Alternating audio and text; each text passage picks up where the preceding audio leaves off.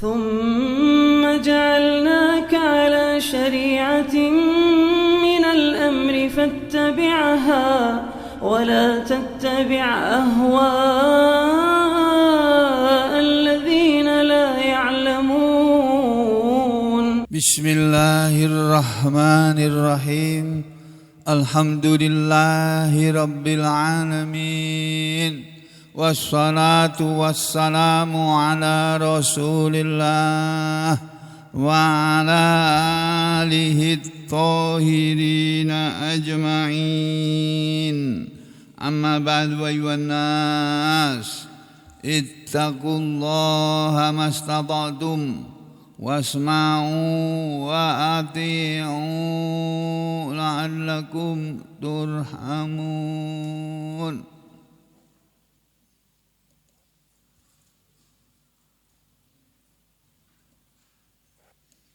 Saudara sekalian,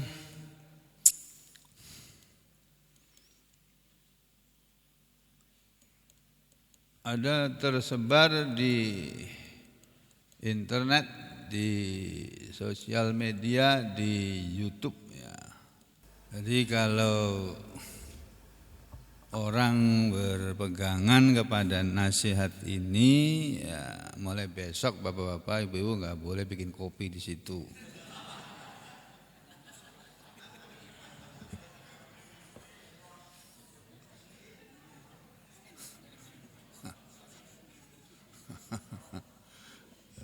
Boleh. Ya, wallahu alam. Sayangnya beliau tidak mengemukakan dalilnya dari mana, kitabnya yang jadi pegangan apa, kitab fikih yang mana gitu. Saya juga nggak tahu. Jadi saya nggak ngasih komentar ya. Saya cuma mau menyampaikan saja ini ya, ada pendapat ahli fikih lainnya yang sudah diindonesiakan oleh pakar fikih kita dari Indonesia, lulusan Mesir. Dia sedang mengambil program doktor khusus bidang fikih. Ya. Dia S1-nya, S2-nya dari Al-Azhar, S3-nya juga kelihatannya di Al-Azhar juga. Tapi dia sudah membuat karya besar dari bidang fikih, ya, khususnya fikih tentang kurban. Yang sering jadi masalah adalah bolehkah sohibul kurban menjual atau panitia menjual daging kurban atau kulit kurban.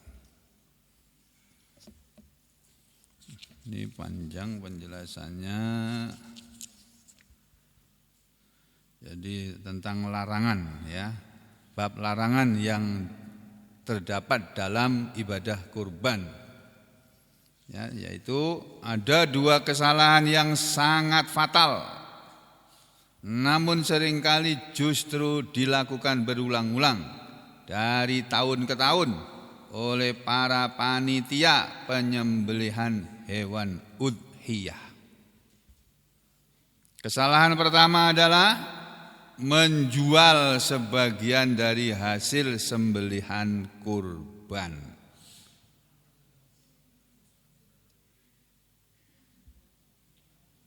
Kalau yang menjual panitia haram katanya. Hukum dasarnya, hukum asalnya haram. Dengan perkecualian pada kasus tertentu. Jadi ada kecualinya. Kesalahan yang kedua adalah kebiasaan memberi upah pada jagal dari hasil sembelihan kurban. Jadi jagal itu nggak boleh dikasih upah dengan kulitnya, kepalanya, kakinya nggak boleh. Tapi harus dibayar dari uang yang kita keluarkan sendiri, yang sahibul kurban mengeluarkannya sendiri dari kantongnya sendiri. Itulah sebabnya kenapa panitia di sini sejak dulu mulai awal-awal diselenggarakan di masjid ini, panitia membelikan sapi dari hasil urunan dari para mustahik, para sohibul kurban, uang jumlah tertentu untuk membeli seekor sapi. Taruhlah misalnya satu orang setor 3 juta, 7 orang atau 7 keluarga ini jadi terkumpul 21 juta. Kalau uang itu sejumlah segitu itu dihabiskan untuk beli sapi, nggak ada sisa, ya 7 orang tadi harus mengeluarkan uang lagi untuk membayarin jagalnya. Atau kalau perlu plastik ya untuk membelikan plastiknya. Itu dan lain-lain ya. Tapi kalau panitia dari dulu biasanya tidak dihabiskan, disisakan 500 kah, 700 kah, paling banter paling banyak 1 juta. Paling banyak itu. Tapi rata-rata ada yang 1 juta sisanya, ada yang 500 sisanya, ada yang berapa ratus sisanya gitu, yang saya amati dari tahun ke tahun. Hingga dari sisa jumlah uang yang terkumpul itu tadi bisa dipakai untuk membayar jagal dan lain-lain itu. Nanti kalau masih ada sisa, sedekahkan lagi kepada orang miskin yang kebetulan jaga di bagian kebersihan dan sebagainya. Orang lain sudah pada pulang, dia masih di masjid bersih-bersihkan, nyuci-nyuci. Itu biasanya kita arahkan ke sana.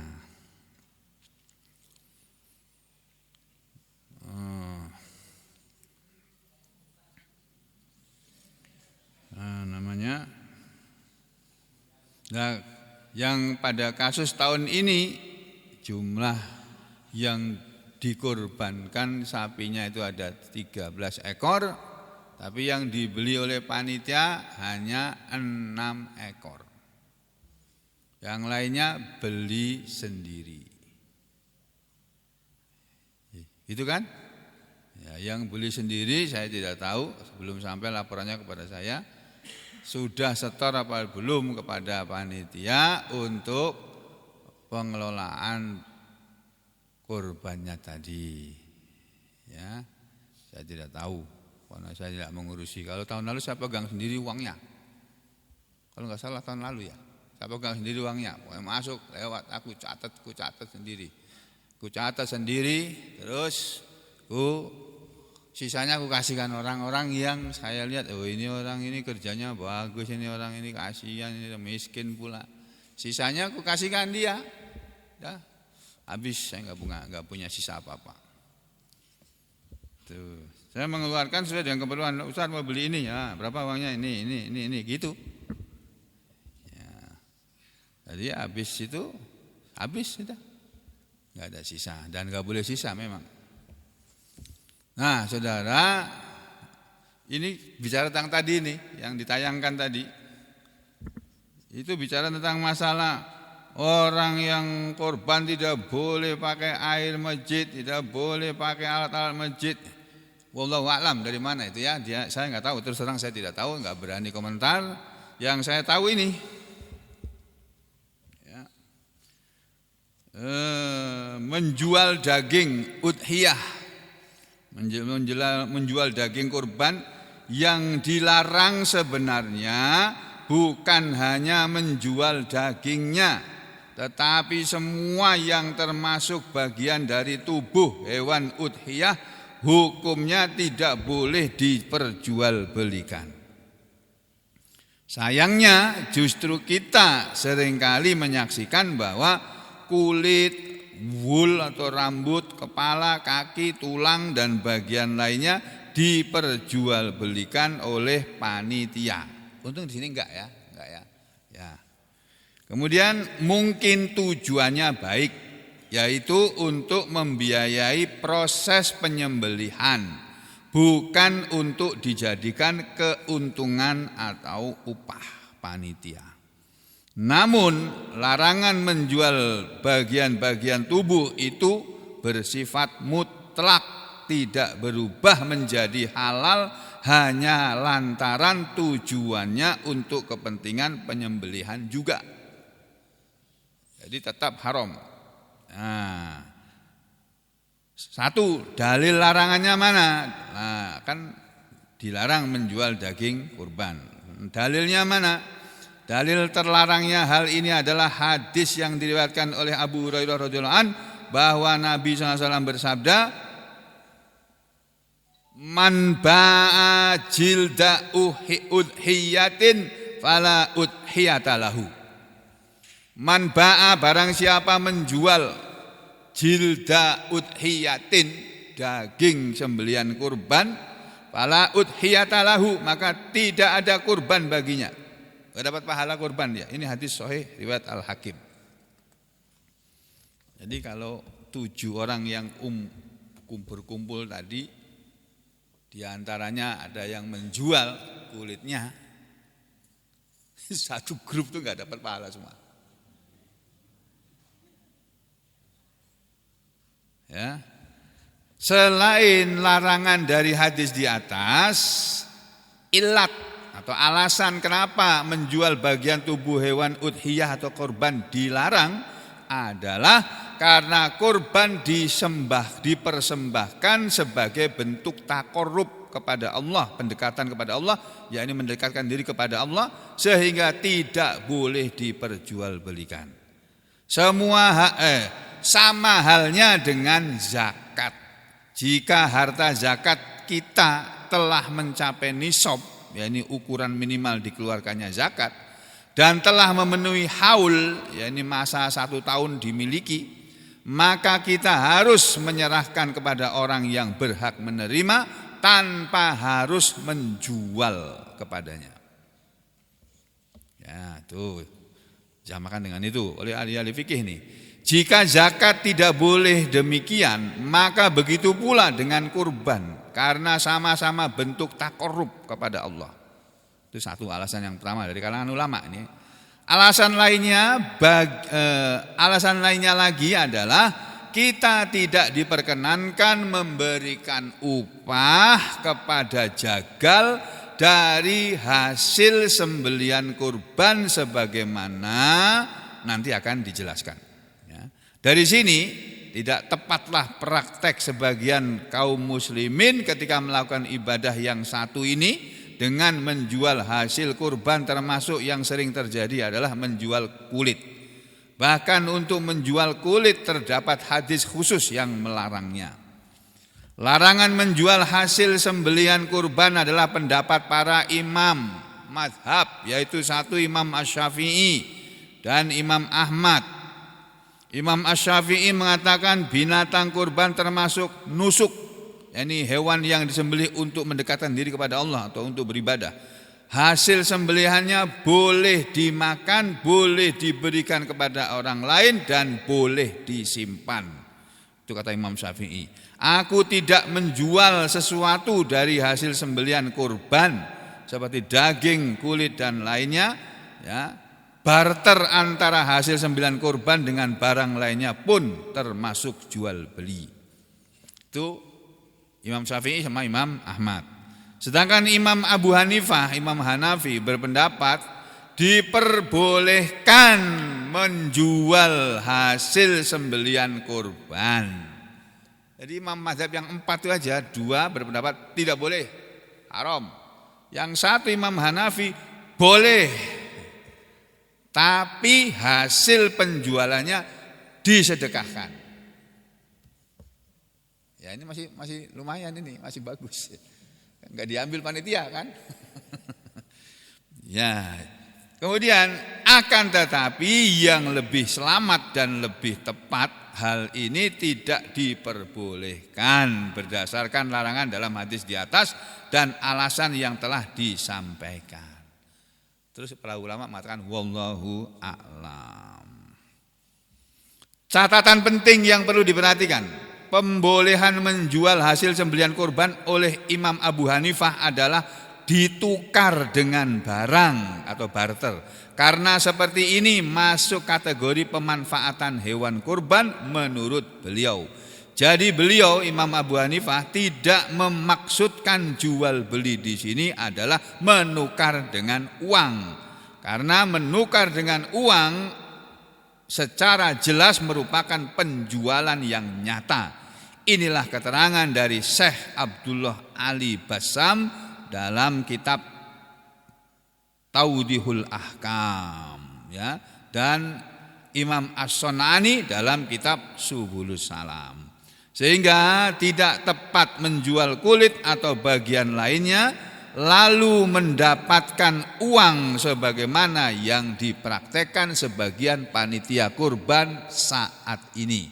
Mereka sengaja menjual kulit agar dapat menutupi biaya operasional atau untuk makan-makan panitia. Mengenai penjualan hasil sembelihan kurban dapat dirinci sebagai berikut. 1. Terlarang menjual daging kurban atau udhiyah atau hadyu berdasarkan kesepakatan atau ijma para ulama. Itu dilarang menjual daging kurban. 2. Tentang menjual kulit kurban, para ulama berbeda pendapat. Pertama, tetap dilarang. Ini pendapat mayoritas ulama, mayoritas mazhab ya, berdasarkan hadis di atas.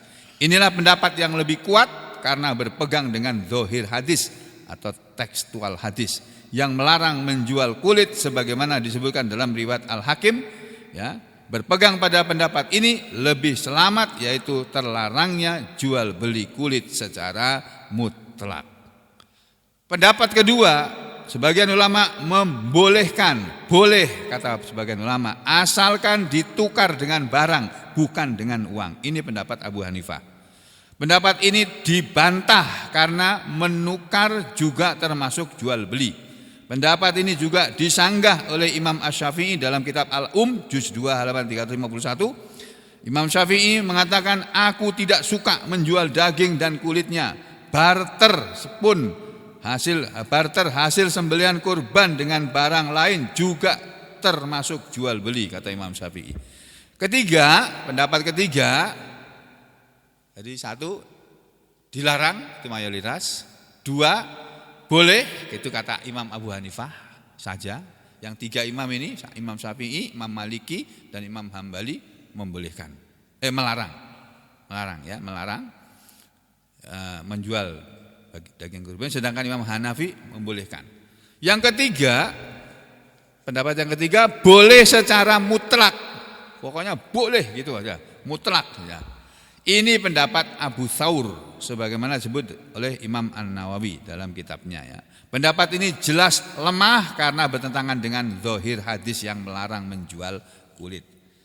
Sebagai nasihat bagi yang menjalani ibadah kurban, hendaklah kulit tersebut diserahkan secara cuma-cuma kepada siapa saja yang memerlukan atau membutuhkan. Bisa kepada fakir miskin atau yayasan sosial ya. Setelah diserahkan kepada mereka, terserah mereka mau memanfaatkan untuk apa. Seperti kepada orang miskin, orang miskin dijual, nggak apa-apa, itu urusan dia. Ya. Kemudian kalau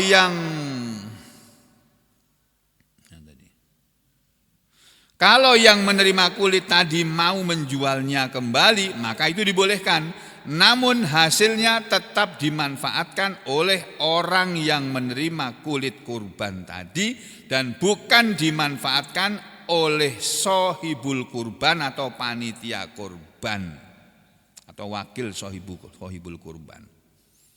Jadi begitu. Itu pendapat yang ketiga ya.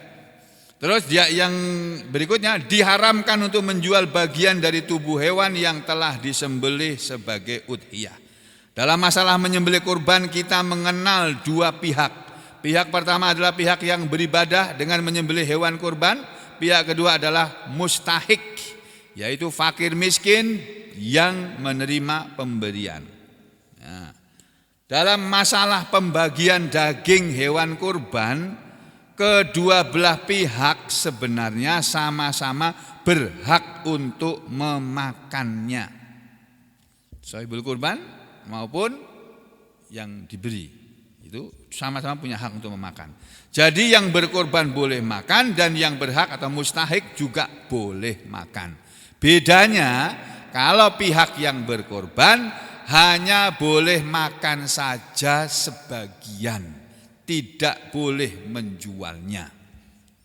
Misalnya ketika menyembelih seekor kambing, dia boleh mendapatkan misalnya 1 paha untuk dimakan. Tapi kalau timbul niat untuk menjual paha kambing itu ke tukang sate, meski niatnya agar duitnya untuk diberikan kepada fakir miskin juga, secara hukum kurban tadi hal itu tidak bisa dibenarkan. Kalau shahibul kurbannya yang menjual, ya. Maka hal yang sama berlaku juga bila yang dijual itu kulit, kaki dan kepala hewan kurban. Hukumnya tidak boleh dan merusak sahnya ibadah kurban. Dalilnya adalah hadis berikut. Man ba'a jilda ulhiyatin fala udhiyatalahu. Tadi sudah sampaikan ya. Siapa yang menjual kulit binatang kurban, maka tidak ada kurban baginya. Ketidakbolehan seseorang menyembelih kurban hewan untuk menjual kulitnya bisa kita dapati keterangannya dalam beberapa kitab, antara lain kitab Al-Mauhibah jilid 6, halaman 697, kitab Busrul Karim halaman 127, kitab Fathul Wahhab jilid 4 halaman 196, dan juga kitab Asnal Muthalib jilid 1 halaman 125. Semuanya kitab-kitab fikih ini. Yang kedua, pengecualian. Mustahik boleh menjual. Mustahik artinya orang yang diberi diberi daging kurban atau diberi kulit kurban atau diberi kepala kurban atau diberi kaki kurban. Itu boleh menjual. Ya, lain halnya bila daging kurban itu telah diserahkan oleh panitia kepada mustahik, maka buat si mustahik hukumnya terserah kepada dirinya. Dia boleh makan daging itu atau diberikan lagi kepada orang lain, atau dia juga boleh menjualnya.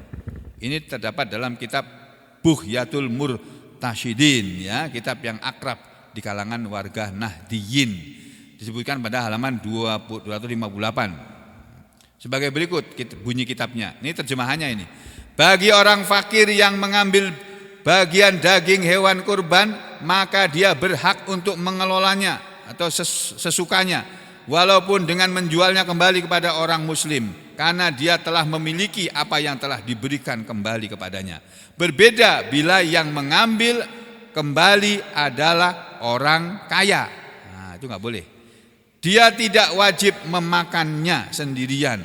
Kalau dirasa dia butuh sesuatu yang lain, sementara dia tidak punya uang tapi punya daging hewan yang lumayan banyak, saya ulangi ya. Kalau dia merasa butuh sesuatu yang lain, jadi cuma dikasih daging aja. Di rumahnya banyak daging, tapi minyak goreng nggak punya, kompor nggak punya, terus bumbu nggak punya, kayak misalnya kayak gitulah, ya. Ya, terus ya dikatakan sini, maka dia berhak mengelolanya walaupun dengan menjualnya kembali kepada orang muslim, karena dia telah memiliki dia telah memilikinya, ya. Dia telah memiliki apa yang telah diberikan kembali kepadanya. Berbeda bila yang mengambilnya kembali adalah orang kaya. Dia tidak wajib memakannya sendirian. Saya ulangi lagi ya. Kalau dirasa perlu sesuatu yang lain sementara dia tidak punya uang tapi punya daging hewan yang lumayan banyak, menurut sebagian ulama dia boleh menjual daging yang menjadi jatahnya. Jual untuk beli minyak goreng misalnya atau bumbu. Sebab ibadah kurban, yaitu menyembelih hewan, sudah terlaksana. Demikian juga dengan memberikan dagingnya kepada fakir miskin, juga sudah terlaksana. Lalu kalau si miskin yang sudah menerima daging itu ingin menjualnya, toh daging itu sudah menjadi miliknya. Dan karena daging itu miliknya, ya terserah dia mau diapakan, mau dimakan sendiri atau mau dijual, semua terserah kepadanya. Nah, yang berikutnya bagian B, bagian kedua. Mengupah jagal dengan tubuh hewan kurban. Ini hukumnya memberi upah jagal dengan daging kurban atau bagian dari tubuh hewan kurban itu ada dua pendapat.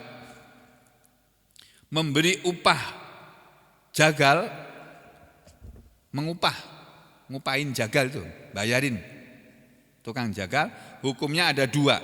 Pertama, boleh bahkan harus. Jadi tukang jagal itu harus dikasih upah. Terus yang kedua, diharamkan upah dari bagian tubuh hewan. Ya. Yang jadi masalah bukan tidak boleh memberi jagal upah atas kerja mereka, tetapi yang haram adalah mengupah para jagal dari bagian tubuh hewan yang telah disembelih untuk kurban.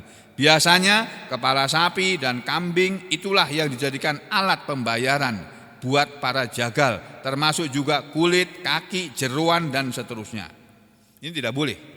Memang daripada dibuang, kepala, kaki, kulit dan yang lainnya punya nilai tersendiri. Lalu kadang panitia secara seenaknya memberikan semua itu kepada pejagal sebagai jatah buat para pejagal. Dan oleh karena para pejagal ini sudah dipastikan akan dapat jatah yang ternyata punya nilai jual, maka mereka rela diupah dengan itu dan setidaknya merendahkan tarif upahnya. Asalkan bagian dari tubuh hewan itu jadi haknya. Kadang-kadang di Jawa begitu. Lebaran berapa terserah. Yang penting kulitnya untuk kami, kepalanya untuk kami, gitu. Nah, ya biasanya pemberian kepala, kaki, kulit itu memang bukan semata-mata upah buat jagal, tetapi fungsinya sebagai tambahan dari kekurangan upah. Para jagal biasanya memberi dua penawaran. Misalnya, kalau mereka dijanjikan akan diberi jatah kepala, kaki, kulit, maka tarif upah mereka lebih rendah. Sedangkan bila mereka tidak diberi jatah semuanya, tarif mereka lebih mahal. Dengan dua tawaran ini, biasanya panitia tidak ambil pusing. Ambil saja penawaran yang pertama, yaitu upah tidak perlu terlalu mahal, karena kepala, kulit, kaki bisa dijadikan tambahan pembayaran upahnya. Padahal nyata sekali bahwa walaupun cuma kepala, kaki dan kulit yang memang bisa saja dibuang begitu saja, namun ketika dijadikan bagian atau tambahan dari upah, hukumnya sama saja dengan upah itu sendiri. Jadi tidak boleh. Yang ketiga, dalil larangan upah jagal dari bagian tubuh hewan, sama tadi. Larangan memberi upah jagal yang diambilkan dari bagian tubuh hewan jelas, nyata serta valid, ya, tidak boleh. Nah, dari larangannya ini ada di sini, ya. Amaroni Rasulullah SAW, kata sahabat Ali bin Abi Thalib, ya, telah memerintahkan kepadaku Rasulullah SAW an akuma ala budnihi, agar aku mengurus unta kurbannya, wa an atasaddaqa bilahmiha, dan Rasul menyuruh aku untuk mensedekahkan dagingnya, wa juludiha dan kulitnya, wa ajillatiha dan lemaknya, wa alla u'tiyal jazzaro minha, dan Rasul berpesan agar aku tidak memberikan kepada tukang jagal sebagian pun daripada bagian kurban tadi. Ali bin Abi Thalib mengatakan, nahnu nu'tihi min indina, kami akan memberi kepada tukang jagal itu dari harta kami sendiri. Nah, ini sudah pernah disampaikan zaman dulu-dulu ini. Nah, sekarang yang mengenai tadi menggunakan fasilitas masjid, nah, yang katanya haram, berarti kemarin kita berdosa semua itu. Ya, yang bacok-bacok, yang bungkusin apa segala berdosa semua nih. Waduh, berat benar ini, ya. Berat benar ini, benar. Nah, sekarang kita lihat Pak, Bu. Ini panjang ya, tapi saya ambil ringkasannya aja. Kalau ada panitia penyembelihan hewan kurban atau pengurus masjid yang suka bertengkar, oh benar ya ternyata ya.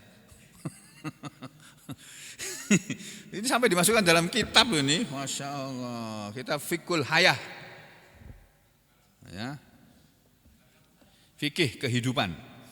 Kalau ada panitia penyembelihan hewan kurban atau pengurus masjid yang suka bertengkar dan berbeda pendapat, tentu hal itu sudah biasa terjadi. Bahkan secara bercanda sering disebutkan bahwa pertengkaran itu termasuk bagian dari visi misi dan program kerja unggulan dari pengurus. Ini ngenyek ini, ngece ini.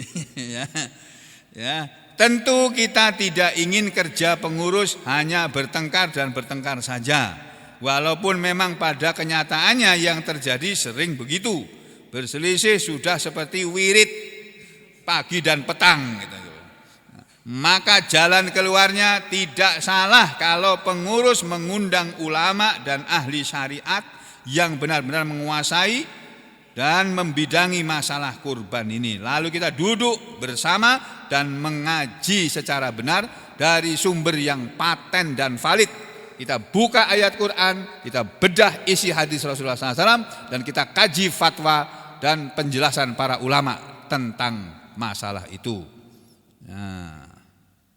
Nah di sini sekarang mengenai panitia. Sedangkan panitia yang dititipi amanah untuk menyembelih justru dilarang untuk mendapatkan bagian dari daging itu secara langsung, kecuali lewat jalur lainnya. Larangan itu ada dalam sebuah hadis berikut ini yang tadi dibacakan ini. Ya. Jadi sama, kita panitia nggak boleh menerima plastik isi daging tadi sebagai upah, itu yang tidak boleh.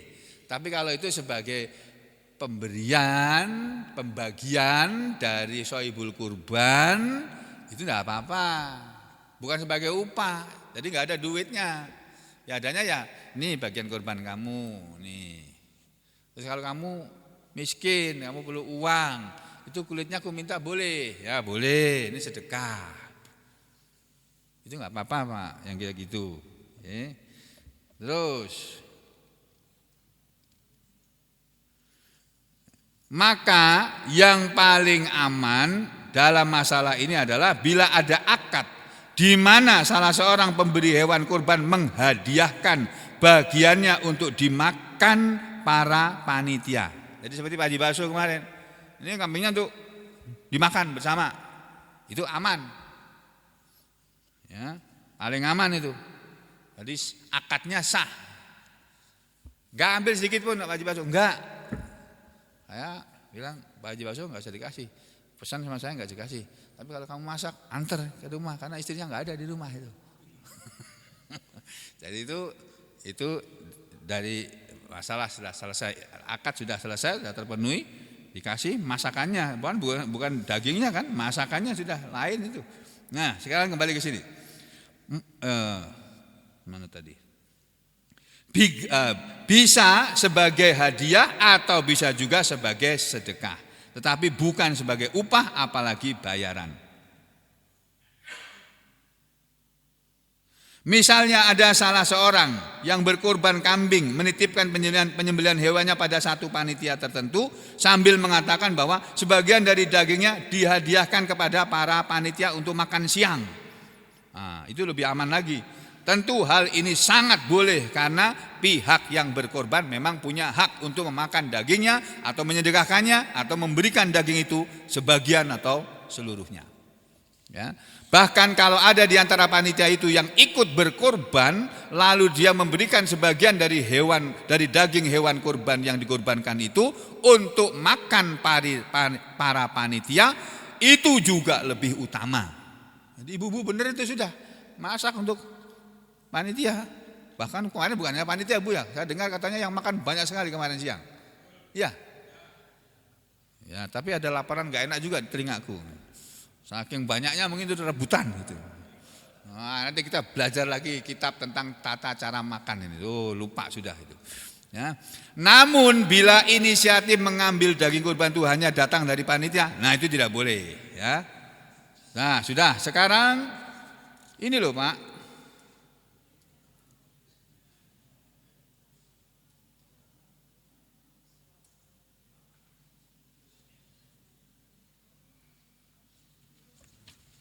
Mana tadi ya? Jadi saudara mengenai ini, saya kemarin baca di mana ya? Jadi saudara sekalian, dalam kitab ini dikatakan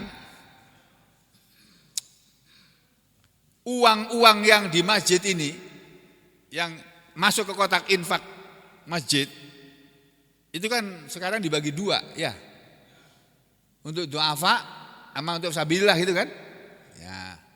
Yang untuk du'afa, ya itu untuk du'afa itu sudah. Kita belikan apa namanya itu? Apa biasanya? Belikan apa? Sembako, ya sembako. Dibagikan kepada orang-orang yang pantas diberi, yang tinggal di sekeliling masjid. Kita dalam masalah itu dengan masjid Jogokarian enggak ada apa-apanya kita. Masjid Jogokarian penghasilnya besar sekali. Ya, masjidnya besar, terdapat di kota besar. Ya, orang sudah sadar kekayaannya harus disalurkan ke masjid. Wah, penghasilan masjid Jogokarian besar sekali itu. Sehingga untuk diserahkan kepada fakir miskin di sekitar masjid sudah rata itu semuanya itu. Nah, kita belum bisa seperti itu, ya, belum bisa tapi sudah mau menuju ke sana. Insyaallah ya. Nah, saudara, yang saya ambil kesimpulan tadi, saya lupa tempatnya di mana, pokoknya kesimpulannya begini.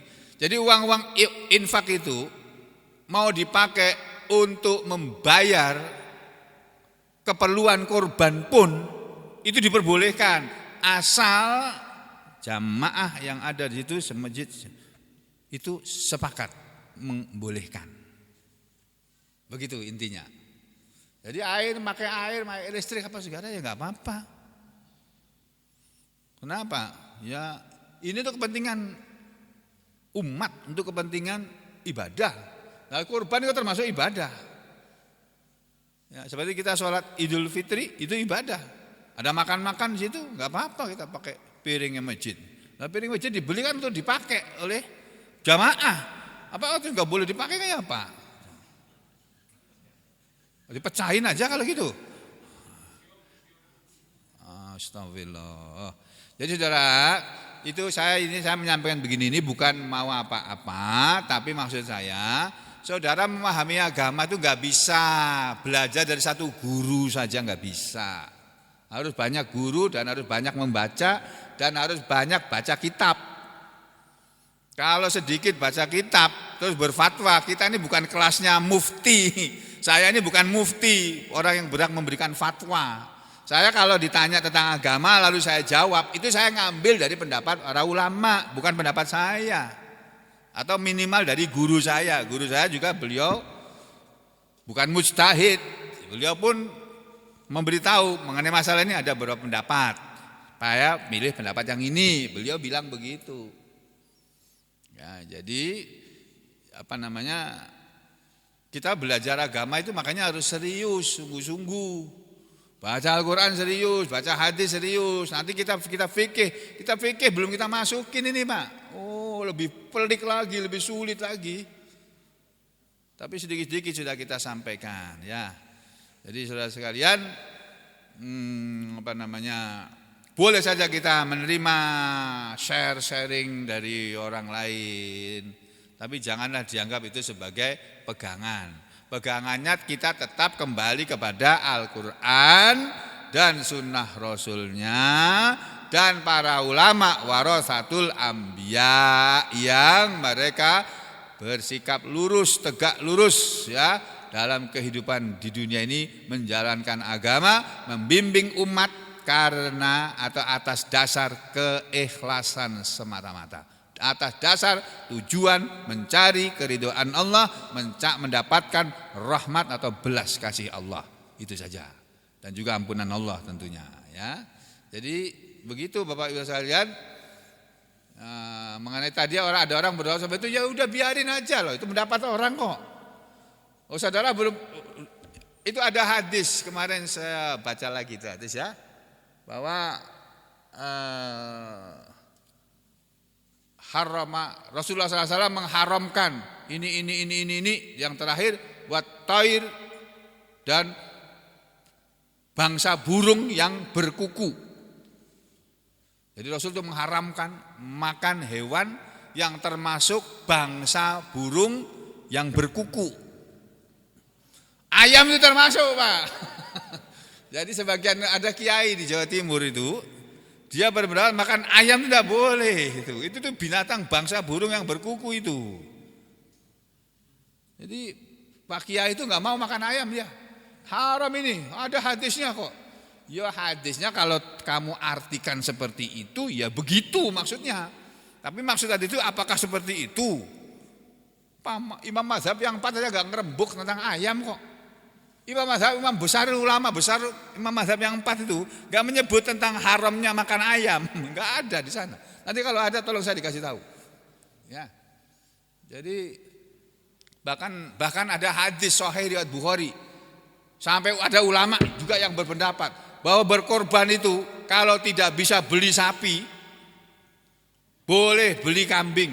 Kalau tidak bisa beli kambing, boleh korban dengan ayam. Sampai begitu kok. Itu pakai hadis sahih Bukhari itu yang mengatakan bahwa dasarnya itu loh. Barang siapa pada hari Jumat datang pertama kali ke masjid, dia dapat pahala seperti menyembelih onta. Pernah dengar hadis itu kan? Ya, pernah. Nah, itu hadisnya itu. Barang siapa yang datang di termin kedua, kalau tadi termin pertama seperti menyembelih, seperti berkorban sapi atau onta, yang termin kedua datangnya itu seperti berkorban seekor kambing. Yang termin ketiga seperti berapa pahala seperti berkorban dengan seekor ayam. Nah, dari hadis itu ulama berpendapat, jadi korban pakai ayam itu boleh gitu. Itu kalau masalah fikih itu kayak gitu Pak, ruwet, luas itu. Makanya ahli fikih itu enggak sembarangan orang itu. Masya Allah, itu para ahli fikih itu ulama-ulama mazhab imam mazhab yang 4 itu Pak. Itu Al-Qur'an tuh dari kecil mereka sudah hafal luar kepala Pak. Umur 7 tahun Imam Syafi'i udah hafal. 7 atau 11 tahun itu ya. Imam Ahmad juga begitu, Imam Malik juga begitu, Imam Abu Hanifah juga begitu. Imam Sugeng ini enggak hafal-hafal Al-Qur'an ini. Makanya aku serahkan Imam Amir Mahmud sama Imam mana itu Iris biar fokus ke hafalan sana. Aku nerangkan aja ayatnya gitu. Ya, jadi saudara sekalian, belajar agama kita masih banyak ini. Kita masih punya pelajaran banyak itu. Saya juga tiap hari baca-baca terus itu supaya enggak ketinggalan ilmunya sama orang yang belajar. Jadi banyak buku saya beli maksudnya biar dibaca. Pas saatnya ditanyakan, buka lagi. Aku dulu sama baca lupa, buka lagi. Banyak itu di rumah Pak, kita fikih banyak itu. Ya, belum lagi di sini nih, ratusan di sini nih. Jadi saudara sekalian, walhasil dari apa yang saya sampaikan ini, ya marilah kita tetap belajar untuk mendalami agama kita, kemudian menjalankannya dalam kehidupan kita sehari-hari. Karena itulah kegiatan yang paling penting dalam hidup ini. Kegiatan yang paling penting itu ngaji. Cari duit itu nomor 2. Kepengin jadi presiden itu nomor 10. Itu. Ya, jadi yang penting itu. Nah, makanya kita berusaha tetap ngaji terus sampai kalau udah mati baru boleh berhenti, ya. Sekian aja dulu Bapak Ibu sekalian, kita masih punya acara sesudah ini karena kita akan mendatangi undangan walimatul akikoh pada pagi hari ini, ya kita bersama-sama ke sana setelah sholat sunnah, ya sholat sunnah Isra apa duha. Jadi Bapak Ibu sekalian, apa yang saya sampaikan tadi saya kembalikan kepada Allah dengan permohonan semoga Allah selalu memberi hidayah dan taufiknya kepada kita semuanya, memberi kepada kita semuanya istiqomah menuntut ilmu dan keikhlasan dalam mengamalkannya, memberi kepada kita semuanya husnul khatimah. Amin ya rabbal alamin. Wa aqulu qouli hadza astaghfirullah li wa lakum. Allahumma taqabbal minna innaka antas samiul alim wa tub alaina innaka antat tawwabur rahim. Wa sallallahu ala Muhammadin wa ala ali Muhammad walhamdulillahi rabbil alamin.